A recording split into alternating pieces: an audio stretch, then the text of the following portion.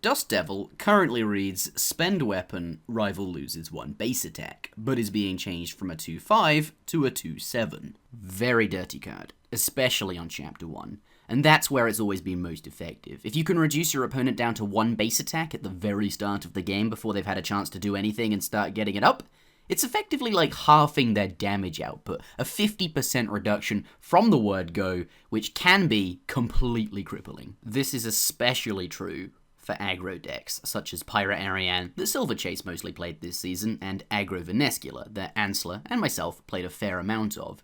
Those decks want to get up to 3 base attacks so they can more easily kill the efficient, damage-dealing and gold-gaining creatures, like Troll Chucker, Haunted Soul, Werewolf Rebel, Rowdy Cannoneer, Haunted Leech, even Skeleton Warrior, or Goblin Flash Mob sometimes, etc, etc. The point is, 3 attack is the sweet spot. And if you don't have that, these cards hit you back hard. But on 1 base attack, they're almost unplayable. And if you look at these deck lists, it's not like they don't have contingency plans. When they don't land a KGP agent in their opening hand, both decks run Rolo and Kale, which are diamonds, not available to everyone, unlike Dust Devil, which is an emerald and kind of is. They also run Scorpions and other things like Windstrike, Barfight, Birdirot, Citizen, etc., which don't require 3 base attack. It's not like they're greedy decks. You can usually always do something on Chapter 1 or 2 if KGP agent doesn't turn up, but Dust Devil, though, can completely throw these decks off curve, and can just stop them dead in their tracks effectively as the game begins. In my experience, even with the Venescula deck that runs KGP Agent, Worthy Opponent, and Stamina Potions,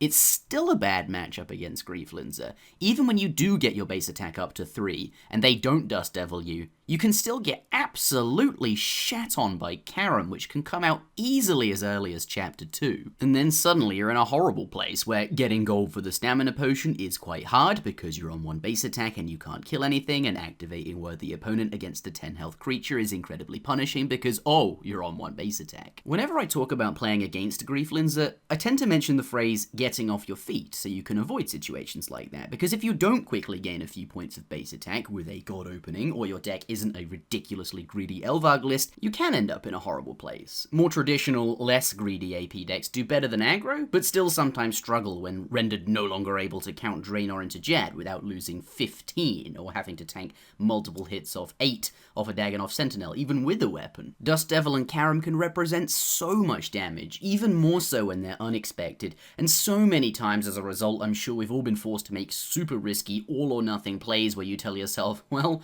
this chapter has to work, otherwise I'm never actually going to get my attack up high enough to even stand a chance in the rest of the game. So you do risk dying to Jad if a base attack or 2 is removed, or your weapon is destroyed or replaced with a 1-1, because you have to. You'd be even more likely to lose if you did nothing. Currently, Karam and Dust Devil can come out incredibly quickly, and when they both do, it can throw a deck so far off curve that the game basically might as well end there in what would otherwise be a fairly close and interesting matchup which requires lots of thought, setting up chapters with contingency plans, and otherwise being aware of and interacting with your opponent. Whether you agree with that assessment or not, aggro decks definitely fare the worst, and even when they don't have their base attack removed at all, that matchup is still Linza favoured. So much healing and armor is available to her from random armor tidbits on Goblin Raider, Roller the Stout, and then you repurpose those weapons for 10 more armor as well. And in addition to that, because Grief Linza already runs a ton of gold for Katana and Devil Karam, they could easily also run full Tetsus and sometimes a Stamina Potion as well, because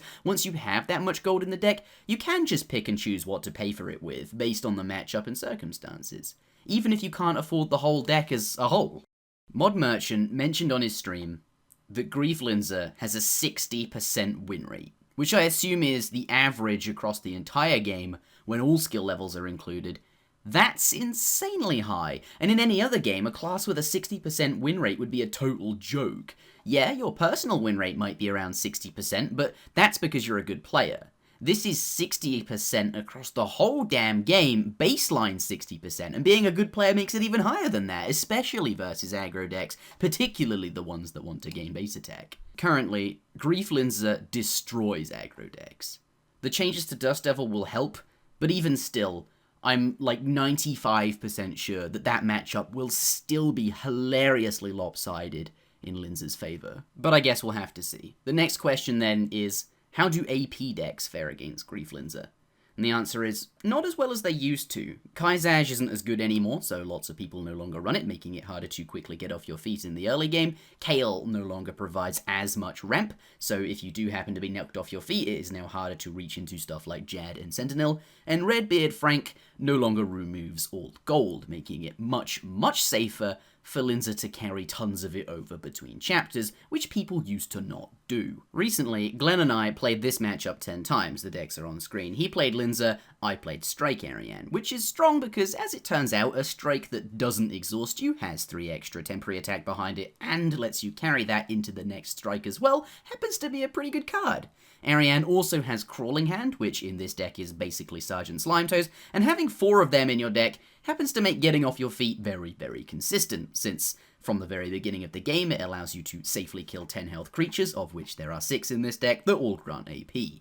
Like all decks, this does have bad matchups, but the question today is Grief Linza one of those matchups? It runs 11 base attack, including Kaizaj, almost always has a way to quickly get off its feet, runs above average card draw, so almost never bricks, and has access to the Tormented Demon weapon as well for overkilling Jads and Ketsex, playing safe against potentially having your base attack removed. The question is, how many games did Glenn win, and how many games did the Strike Ariane win? And the answer is exactly 5 games each. Most of the games I lost were in the final fight because he had a Tetsu Katana, possibly the most broken card in the game, and 50% wins with a deck like this is appalling. It's so low, it should be way higher considering how good Grief Linza already is against traditional aggro.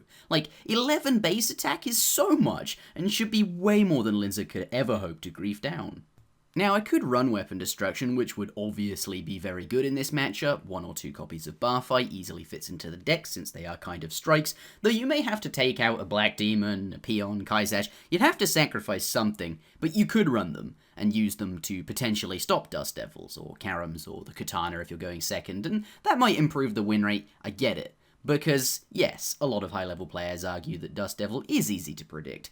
Karam you can see coming a mile off, very easy to play around. But is that true?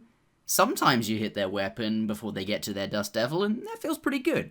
But then sometimes they deliberately play KGP Agent or White Wolf or something like that first, and you miss their weapon.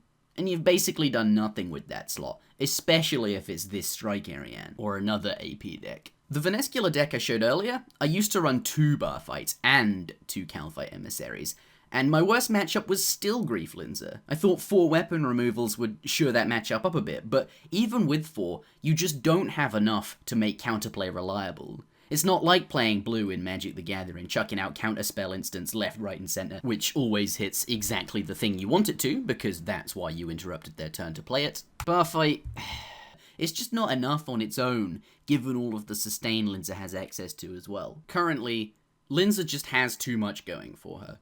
Plenty of very easily accessible, very regular sustain, lots of base attack removal, which doesn't really require any meaningful setup since spending a weapon in a Linza deck isn't much of a requirement, and nor really is 7 gold for Karam, or the single most efficient card in the game, Tetsu Katana, which, with just your starting base attack, is 30 damage in 3 hits in the final fight. She has a reasonable win rate against everything, such as my Strike Ariane, but other non-greedy AP decks as well. And she completely crushes aggro in every sense of the word. That matchup is so bad, and actively disincentivizes people to run aggressive decks, effectively nullifying half the cards in the game, reducing variety, and causing the meta to become mostly greedy AP decks. Linza has very few bad matchups, and mostly just good ones, so is a very safe ladder choice for ranking up, especially in the lower ranks where all you need is a consistent deck to win games. In my opinion, I'd like to see Grief Linza stay as a deck that has no bad matchups, but also have no great matchups either. The Jack or Smith of all trades, but master of none, and I'd like her to have the tools available to tech the deck in either direction to make it better versus a certain type of deck if she's seeing a lot of aggro or a lot of AP. Whatever it is. I feel like her theme is versatility, being flexible, improvising. That's what a blacksmith feels like to me. And I think her card designs do reflect that, and I'd really like to see more of it. The idea of a blacksmith in a battling card game just is different and really cool. So, I personally think that the Dust Devil change is a good thing for the game. It makes it harder to reliably get out on Chapter 1, though it's still very possible with the Ice Warrior weapon, Barbarian Warrior, or any weapon if you spend the time to get up to 3 base attack. On average though, the onset will be slowed a bit, giving all decks longer to get off their feet. This was especially needed for aggro decks, though I feel will have little impact on the matchup overall, and makes Linza a little worse against base attack stacking decks, which given her other matchups is more than fair, as far as I'm concerned. Those, though, are my thoughts on Grief Linza. Thank you very much for listening. My next video will follow on from this one and cover all of the other balance changes announced. Do subscribe if you'd like to catch that, leave a like if you thought this was interesting, and I'll see you all again next time.